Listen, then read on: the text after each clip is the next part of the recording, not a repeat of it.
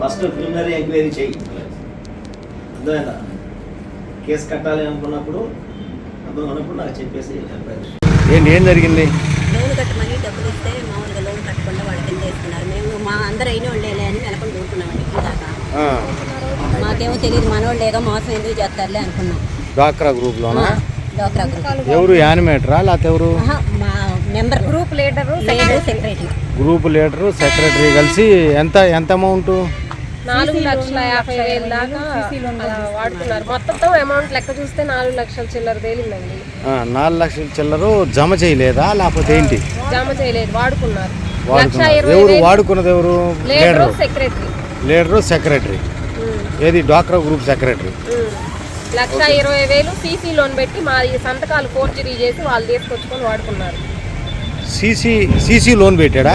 తెలియకుండా సంతకాలు పెట్టి సీసీ లోన్ అని ఒకటి ఉంది, అది పెట్టి వాళ్ళే 1,20,000 లోన్ తెచ్చుకొని వాడుకున్నారు. ఫోర్జరీ సంతకాలు పెట్టి. ఎవరు? మీ సంతకాలు పెట్టి. మీ గ్రూప్ పేరేంటి? శ్రీ లక్ష్మి గాయత్రి. లక్ష్మీ గాయత్రి. ఏ ఊరు? అన్నపర్రు. మరి ఇక్కడ పోలీస్ స్టేషన్కి వచ్చారు, కారణం ఏంటి? కంప్లైంట్ ఇద్దామని వాళ్ళ మీద. ఎవరి మీద? లీడర్స్ ఇద్దరు, ఒక సభ్యురాలు అసలు కట్టలేదు ఫస్ట్ నుంచి, వాళ్ళ మీద ఇద్దామని వచ్చాం. ముగ్గురు మీద. ఓకే. ముగ్గురు ఒక ఇంట్లో వాళ్ళే, వాళ్ళ మీద ఇద్దామని వచ్చాం కంప్లైంట్. ఒకే మాట మీద ఉన్నారు వాళ్ళు ముగ్గురు, అందుకని ఇద్దామని వచ్చాం. వాళ్ళకి పొలిటికల్ సపోర్ట్ ఉందా లేకపోతే ఏంది? పొలిటికల్ సపోర్ట్ ఏం లేదు, మామూలుగానే. కడతాం అంటున్నారు. ఈ నెల లాస్ట్ లో కడతాం అడిగితే గొడవలకు వస్తున్నారు, తనడానికి వస్తున్నారు. ఏది? డబ్బులు కట్టమని అడిగితే. ఇది ఎన్నాళ్ళైంది జరిగి? ఇది జరిగి 1.5 సంవత్సరం నుంచి జరుగుతుంది. బ్యాంక్ మేనేజర్ గారిని కలిసాము, నందిపాడులో వెలుగు ఆఫీస్ దగ్గరికి వెళ్ళాము. సార్ వాళ్ళు కూడా కంప్లైంట్ ఇవ్వమంటున్నారు. వాళ్ళు పిలిచి ఇసిగిపోయి ఉన్నారు. అందుకని కంప్లైంట్ ఇవ్వమంటే స్టేషన్కి వచ్చాము కంప్లైంట్ ఇద్దామని.